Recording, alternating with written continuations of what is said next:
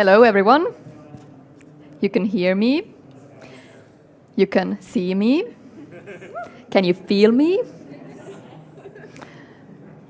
Now I'm waiting for my presenter notes and my everything ready. Who am I? Who should I be looking at?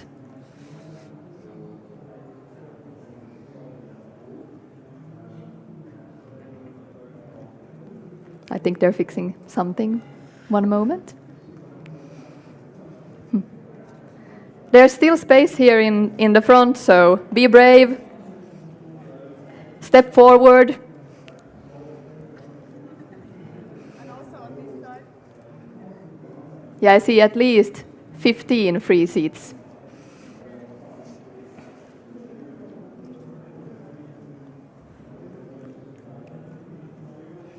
Can you show me a thumb up when I'm okay to go?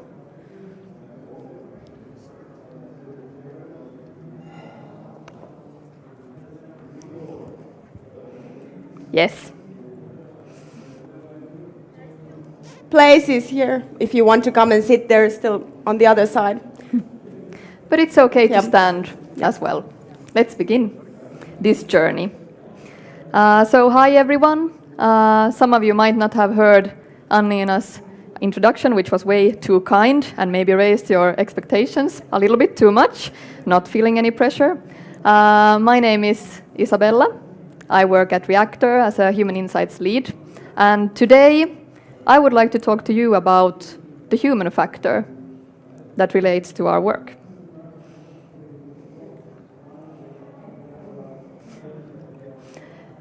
Value.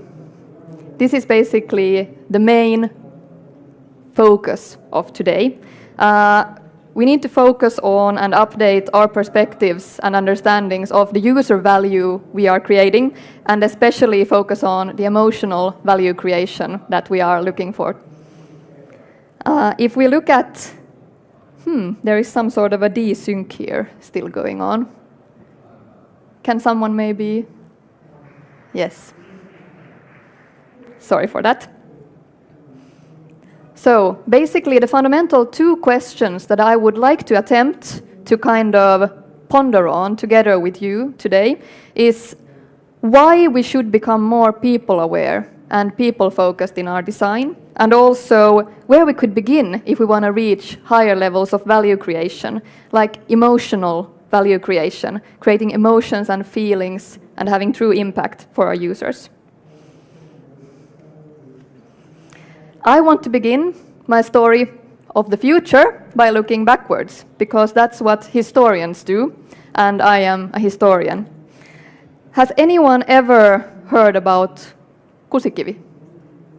Yes? Goodness me!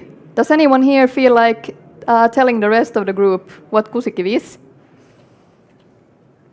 Has anyone visited kusikivi? Yes! We have one who has visited, one winner. Fantastic. I myself have not even visited this fantastic rock, which can be found in Kurikka in Finland. The story that relates to this particular rock dates back almost 300 years, to the year 1752, when the Swedish king Fredrik, or Adolf Fredrik, and his wife Lovisa Ulrika decided to travel from the Finnish city of Turku up to Vaasa. And that's a rather long journey. So at one point during the trip, the king decides that now I need to pee. He gets up and he chooses, of all of the places along this long road, he chooses this rock and goes behind it and relieves himself. Kusikivi means the piss stone, or the stone of piss. The interesting thing with this is basically that this happened 300 years ago. We know about this rock still today. It has quite a high-level value, a value that we carry on, we carry it up still 300 years later. And I think that's kind of weird, but amazing, and that's something that tells something about us humans, because I don't think that any dogs would, for instance, feel an interest for a rock that has been peed on 300 years ago. they like more relevant value creation. So here we can basically see some ways in which the value of kusikivi is expressed in our culture today. I mean, look at this. What are they doing? What is this? Why are they checking into kusikivi on Instagram? Why would I want to check in at Instagram to tell everyone that I went to kusikivi? What's the point? 300 years later, I'm still stressing this. Well, if we would play with this example a little bit, we could perceive kusikivi as kind of as a social platform. So 300 years ago, we had a king, an influencer, who shared something. And now we have all of these people who are in this sense sharing their likes and showing the value they are perceiving that this place gives them. And why I'm particularly fond of the kusikivi rock, which I will make a pilgrimage to next summer, this is a big promise from me, is that it somehow expresses the absurdity because the kusikivi, visiting it, or the value kusikivi carries doesn't have any functional or rational reasons and so at all. The only ones who could praise something like the kusikivi are us humans. Which basically brings me to a first conclusion. We are weird. And that's a fantastic thing that makes us really unique because we have the talent as humans in creating value and creating emotional value in the strangest of places.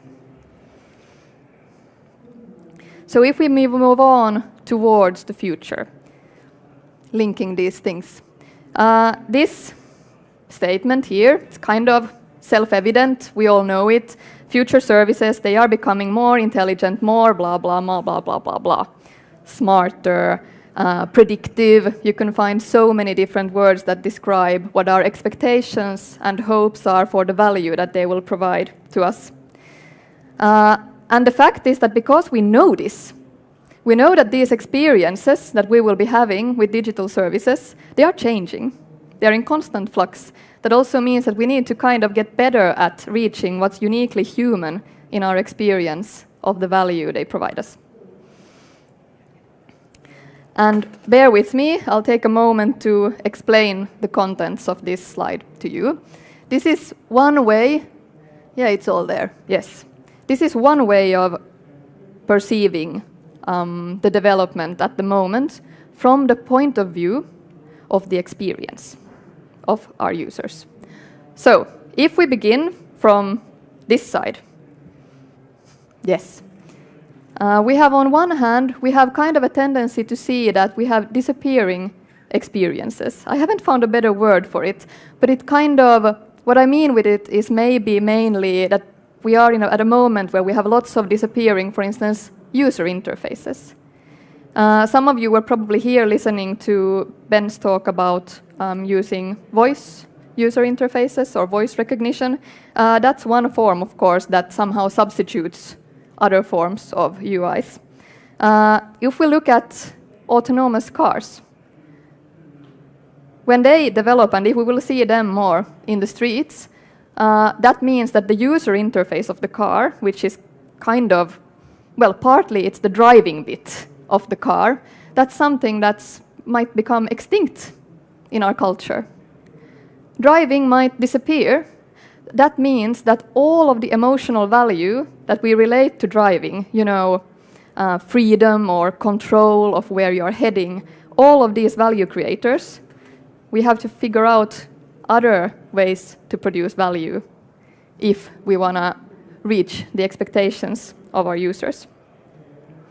On the other hand, to the other side, we have something that's, again, this is just kind of a thought exercise from my side, but kind of strengthened experiences. We have these hardcore experiences that are being shaped. So we know that the gaming industry, for instance, they have been doing it for a long time, and they are really good at focusing on and recognizing emotional value creation, like what value it gives having a really good storyline, what value it has having deep characters, sufficient hurdles so that kind of it's not too easy, but you really want to kind of get the feeling of accomplishment. It's in the design of these things. Lastly, or furthest to the right over there, or to your left, there's of course the sex and the porn industry, which I think is really fascinating from this point of view, because that's where the most intimate forms of services or experiences with services are created. The common factor for these all is that however you feel that these should be placed within kind of a system like this, the point is that emotional value creation is kind of the thing that they will have to focus on anyway in order to succeed in this kind of in relationship to the technological developments we're facing and in relationship to the user value you want to create with it. And one way to kind of expand on our understanding of us humans is using, well, human insights is kind of one way to look at it. Customer insights is more narrow in scope. Then we look at a customership and the motivators behind that. But if we look at our users from a human insights point of view, then we also have to focus on the culture, the context, and their lives as a whole. And this is basically one of the important bits to ponder. And now to the kind of second part. So, okay, now we realize that there's a need for deeper understanding of what it means being human in relation to producing services, especially future-oriented services. The next step is, of course, answering the question how, or where we should begin. I would actually like to make 2 points in this part. One is to look at context, and the other one is ways how we could approach the emotional value creation and these higher levels of value, where we could start. So this is the context bit. Did any one of you, have you heard about this wedding? Have you heard about Meghan and Prince Harry? Did anyone watch the ceremony or even small bits of it? Not so many from here. Well, let me tell you about it then. So the thing is that we have this actress called Meghan Markle, who has now gotten married last weekend to Prince Harry of Great Britain. And what this means is, of course, that she is stepping into a whole new world. There are lots of perks of becoming parts of the royal family, but obviously there's also lots of sacrifices she will have to make, or that she has already had to commit to. Clear examples are, of course, that she can't do any acting anymore. Her career is basically gone in that respect. Another one is, well, you have bodyguards around you all the time. You lose a sense of privacy that she might have enjoyed to a certain extent. But also the fact that she was basically, well, they shut down all of her social media channels. That was it. So 2 million Instagram followers, many years of blogging, all of this lost. So if we now play with this change of context that she has just last weekend basically been going through, there are different ways in how we could approach designing something for her. We might want to design, let's say, a taxi service for Meghan. So, did any one of you join the Designing for Behavioural Modes workshop that my colleagues held yesterday? Yeah, there are some here. So I guess then this bit is kind of familiar. In short, the point is that instead of creating, for instance, static personas and try to understand our users through that, we create different kinds of modes and contexts to map their needs and behaviors in relationship to our service. So here we can see that Meghan, the actress, and Brian, the college, or Bruce, the college student, that they live different lives, but both of them might have similar behaviors or similar needs depending on the context. So for instance, if they go out partying with their own pals. They might showcase similar kinds of needs of, for instance, having larger cars or pooling in order to kind of pay for the ride, or different aspects like this. So this is one way to start building context for our understanding of our users. If we would tweak it so that we would kind of see what happens at this stage after this weekend, we could kind of see that Megan might need us to map her Duchess mode and her behaviors relating to using a car or taxi services. And this is kind of the first step in mapping the value we want to create. So she might need a peaceful place from all of the hustle, for instance. So we might want to tap into that emotional value creation. And this was just kind of building a bridge to also, well, the ones who joined yesterday into this. It's not moving. Yes. So, now that we have the context, how could we look at different ways of tracking emotional value creation? Is there anyone here who has never received a like ever? Anywhere? Okay, so this is clearly, we can keep using this as an example. It seems to apply. So I guess many of you have different kinds of experiences with, it doesn't have to be Facebook, but some other social media platforms, for instance. There are many ways of kind of showcasing how we see the hierarchy of needs, like this, the Maslowian updated version, or how we tap into or discover different value creators. So here, of course, the foundation is based on our physical needs, food, shelter, and then going further up, we get more to these emotional identity-related things. But when looking at designing services, then this is, for instance, one framework which many of you have probably bumped into at some point. The elements of value, it's a few years ago, Bain, whose first name I have never actually learned, but it was published in the Harvard Business Review a few years ago. And the main idea here is that on the lower level, so forth, or the foundation, here we have value creators that relate to our service that are functional. We can create services that aim at creating really functional values, like our users might save time, they want to maybe simplify some sort of a process in their everyday lives. So our service might tap into that, which is absolutely fantastic. When we talk about higher levels of value creation, we can basically look at everything that's above the functional level at this stage.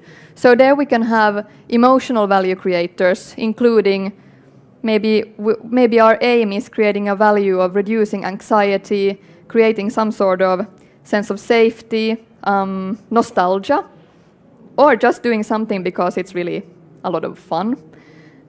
We can also really try to tap into questions of impact or identity, sense of belonging.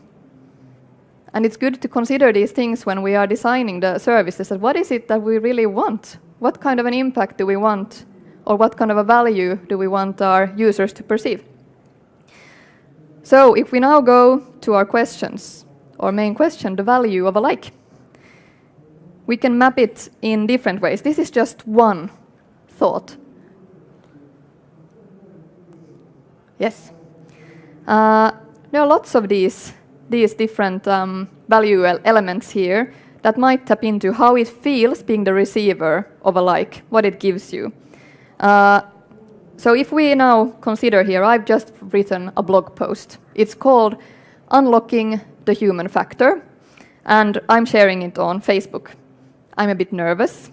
I don't know what the response will be of my really critical, super professional audience. And then 3 minutes go by, and I get one like. What value does that give? What's the value? I don't know about you, but for me it feels like, in a way, okay, now this is for real. like it's out there, and at the same time, it's a nice start, getting that one thumb up. So 3 hours later, I've been in a meeting, then I open my Facebook again, and then I notice, to my shock, that there are only 3 likes. 3 likes? Why aren't they giving me more? Was it stupid, what I wrote? All of these insecurities. Should I delete it? No, I should have deleted it already hours ago. Too late to do anything. So, my experience of value of these 3 likes, how does it relate to my experience of the value of the 1 like? And how does it fit into this pyramid? It doesn't really fit in, because it's quite a negative emotion. Well, moving on, later that evening, I've been a bit stressed about this, and I feel a bit embarrassed about being stressed about it. Is it superficial, or what does this say about me? So then I noticed that, okay, I have some 25 likes. What a relief. I'm on dry land. It's not much, but it's okay. I avoided losing face, at least. Then I go to bed. The next morning, I wake up, I have my morning coffee, read my little paper, and I open my Facebook. Of course, because that's what I do every morning. And then I notice that there are just likes raining in. Oh my God, I have 300 likes. I have 307 likes, and there's just coming more. I'm getting high on likes. I have like a sugar rush. It's crazy. Notifications just coming. And what's really valuable here is that every single like, if I have 307 of them, I can still identify kind of the, what do you call it? I mean, I can identify the sender of every single like. I can feel the fans that I have. How does that feeling fit into, or my sense of value that the likes provide, how does that fit into this? Maybe the rewarding bit might be, or maybe the motivation part a bit higher up. But yeah, well, on some level. So then later on, this goes viral for some reason, and I end up having some 30,000 likes.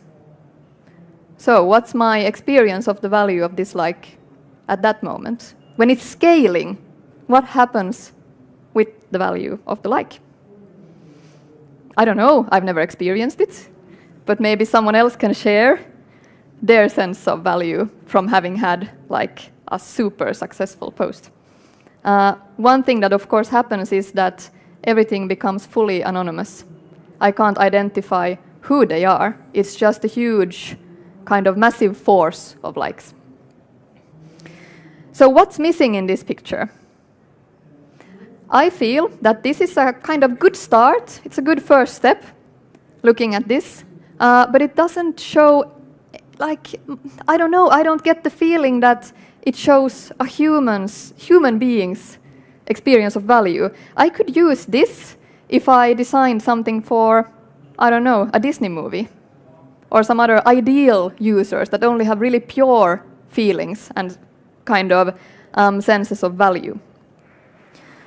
So, I mean, because there are so many other kinds of value creators that we can experience that are a bit more twisted, that are a bit more difficult to place, we might not even want to think about them when we are designing.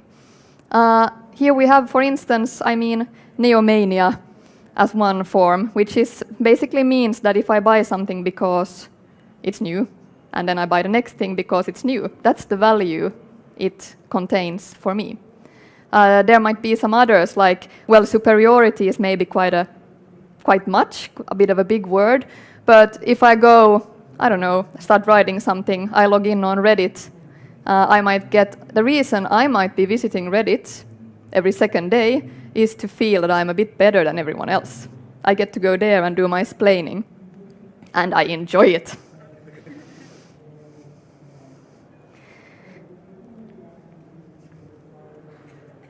Has any one of you encountered these? So some tech tarot cards created by the Artifact Group, which is a design studio in the States. I just picked this one card called the Big Bad Wolf, which is, these cards can be used in different design processes when we wanna play with ideas on what the impact of our service is or what kind of value we are creating. So the thought here is to basically ask or ponder the question that what could a bad actor do with your product? What a bad actor is of course, well, it means different things depending on who you're designing for or with what purpose. It might mean that you don't want to be associated with someone or your product to be associated with someone who is a bit embarrassing. Like, do you know this skater clothing brand, Trasher? Yeah, you know about it? Yeah. So they, for instance, publicly stated that, what did they say? It was like, please stop using our clothes. And this message was targeted at Rihanna and Justin Bieber, with the explanation that they weren't real enough. So they didn't fill this value creative element for this particular brand. Of course, this can also be looked at from a different point of view, having like, how should I say, looking at really bad actors. Like, I would have proposed for Facebook already years ago that it could have been a good idea for them to use these kinds of questions when they were working on third-party rights to their users' data. If they would have taken these questions seriously, the situation might look a little bit different for them at the moment. So, what can we make of all of this? This is what I made of all of this. Kind of as a tool just to somehow frame these things or ponder on how to approach them. I think we need to look at the shadow side of creating value for our users. So, well, I called it inspired by Stranger Things, of course, the upside down, because these are true, genuine value creators that users can experience as really big and important to them. That we have to somehow be able to take them into account. It doesn't mean that we want to create that kind of value, but we have to realize that it might be the thing that makes our users want to use our service. Here we basically see that this is one way to approach emotional value creation, or how I would want to see it being developed, that it really has a more holistic view on who we humans are and what it means having all of these senses of value that are in flux and constant change and are sometimes, our feelings are a bit conflicted. Even the world dominance one, I think, is quite relevant, because the sense of power or so, that can be a huge kick and value creator.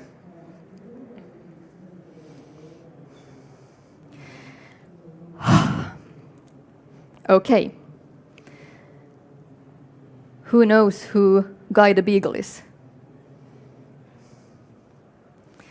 This is Meghan Markle's dog. And this talk so far, at least, I'm feeling exhausted. It's been quite a journey, but it hasn't been as long as the journey that Guy the Beagle has had. This was a dog who was abandoned and then adopted by Meghan. And now, last weekend, he got a private ride with the Queen herself from Windsor Castle. So this has been, I'm almost as far as Guy. So it's time to sum up some key thoughts from all of this. This a bit maybe messy, but still coherent enough thought of trail. One point, of course, what I really would like to make with all of this is that creating services for the future, or even now, I would say, we're basically already there, really demands that we also renew and kind of refresh our perspectives and understandings of the anatomy of value. That it's not enough just having these idealized value creators we have to address the ones that are maybe, well, a bit on the shadow side. The other side is, of course, really realizing that we are designing for and producing services for human beings that have emotions and different contexts, modes in their lives that kind of really affect their perception of value. So like with the example of the likes or with the kusikivi, where we began, it can be some products like the kusikivi has a really strong, long-standing, long-term value that has remained for almost 300 years, which I think is rather impressive. Then we have more kind of complex forms of value creation, like the likes. It's a bit different it's so different having only one to having a lot more. Last but not least, I really wish to kind of encourage everyone to dare to look into the mundane and maybe trivial sides of our lives, because I believe that that's where our true human nature can be found. Because, remember, what's unique about us is that we can find value in anything. So, thank you and good luck.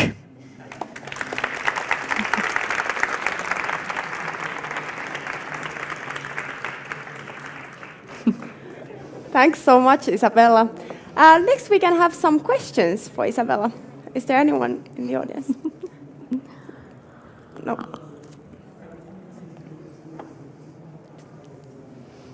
There is one?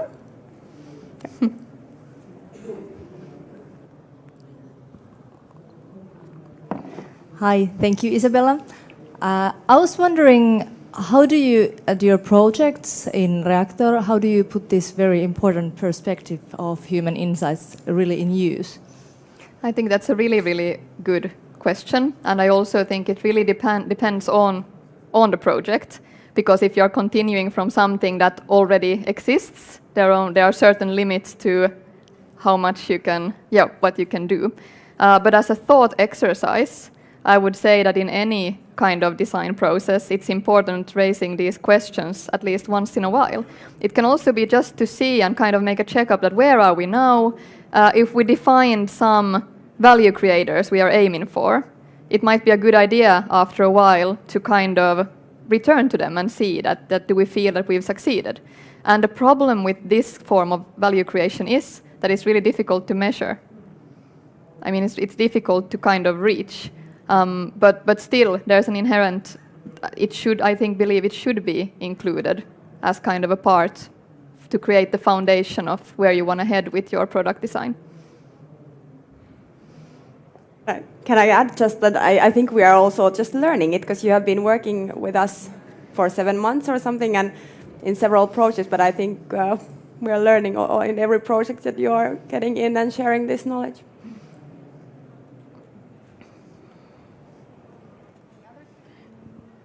Hi, Isabella. I really enjoyed your talk. I was wondering, have you heard of instances where teams have made an ethical choice not to design something? Like it occurs to me, I've never heard of teams that have actually decided to stop building something or not to add a certain feature. Have you heard of that? So you mean a feature that would have kind of consequences? The shadow side, the shadow side. I think that there are also, like the gaming industry that I mentioned, I think there it seems to be that there's quite a lot of understanding of the meaning of this, that you can kind of play with these kind of value creators in the stories and in how all of it is built.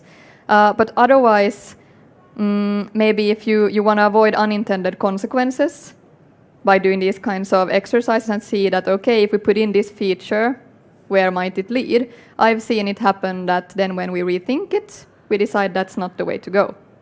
So I don't know, does that answer your question? So basically, you've worked on teams where you actively made a choice to avoid a certain feature because of the negative consequences? Yes. Okay. But sometimes, of course, it might not be a question of all that horrible things, such as the world dominance factor. It might also be that something is well, you just realize when you do the testing or the validation with the users that it doesn't make sense. It doesn't really create that value that we were looking for.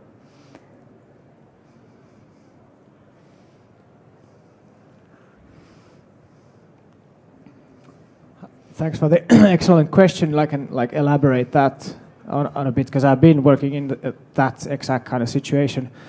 I've been working optimizing web stores, and in that scene, we've been doing a lot of experiments on what works and what doesn't work.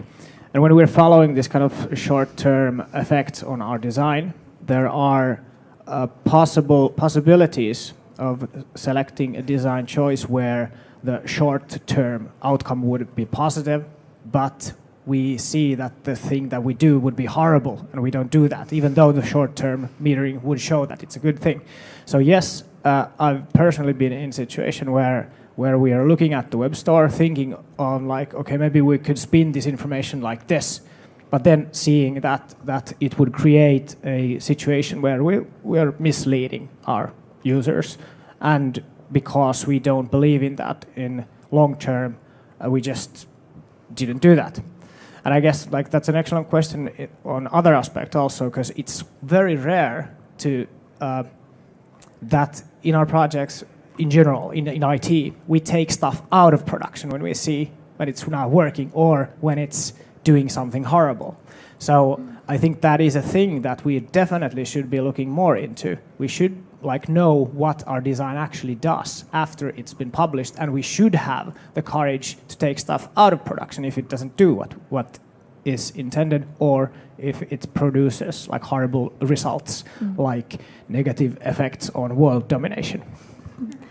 And I guess one way to look at it is also that there are some who talk about importance of being this people aware that I mentioned in the beginning, which basically is a way of saying that people's perception of value and kind of having a positive kind of impact on that goes before our technological opportunities or tool sets that we have.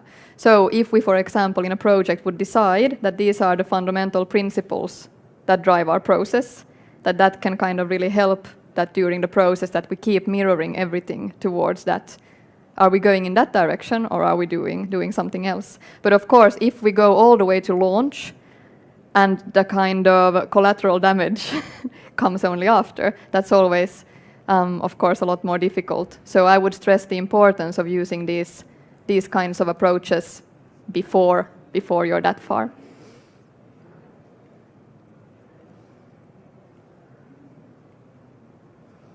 Hi.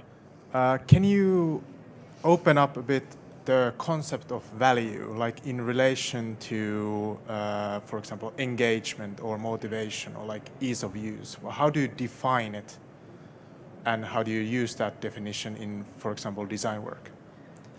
I guess in this sense that if we talk about, that's a really, really good question, because the fact is that you could mean a million things with value, and also whose value, who is the one's value that you are in a conflict situation, for instance. That the value creator for one is somehow competing with another value creator. How do you make that decision? I think that's why it's a bit context dependent, but with emotional value creation, it of course relates to wanting to create certain, it can be moods or emotional states, for instance, for our users. Because we realize that when they are interacting with services that really kind of shape themselves according to your needs and maybe anticipate your needs, that then those elements are becoming more and more important. But I don't dare here to express a universal definition of value.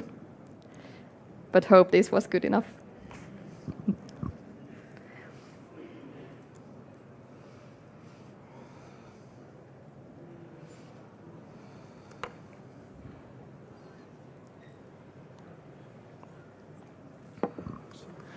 Hi.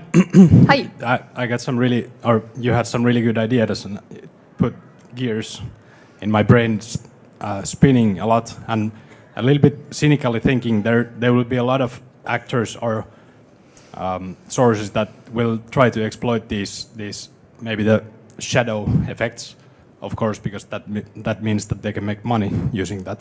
And do you think that there will be a way that even if you could or somebody could convince that don't do that, it's not ethical. It just means that you make less money. Of course, there will be other sources that will exploit this and take the loose money by exploiting these things. So do you think you could have convinced Facebook 3 years ago to say that let's not exploit these things and let's just make less money? Or do you believe that there is some way that we can, make it being ethical while still not losing profits? Because I think money will be driving that a lot. Yeah, that's a really great question. Wide, of course. I think we could have a whole session or day or two even about these things because it's so topical and important. I would say that 3 years ago, no one would have been so interested. And that's just a sign now that times are in a way changing. There have been leaks before as well about that our data has been used, but it's never really made the news because it just hasn't been yet something that people have been aware about. So that's why also, of course, it really emphasizes the importance of talking about these things and thinking about, in a way, about impact design in that sense, that what kind of a wider impact do we want to create and what kind of compromises are we ready to do? Or as you were asking, that is there maybe some other way than just basically losing money in the deal? I think that there are, because as said, human beings can find value in so much. And I'm really hoping that this critical, in a way, atmosphere, that there is this critique going on towards these big players, I think it's good for the whole industry. Because otherwise we're just looking at short-term goals that don't really help the users that much. Thanks.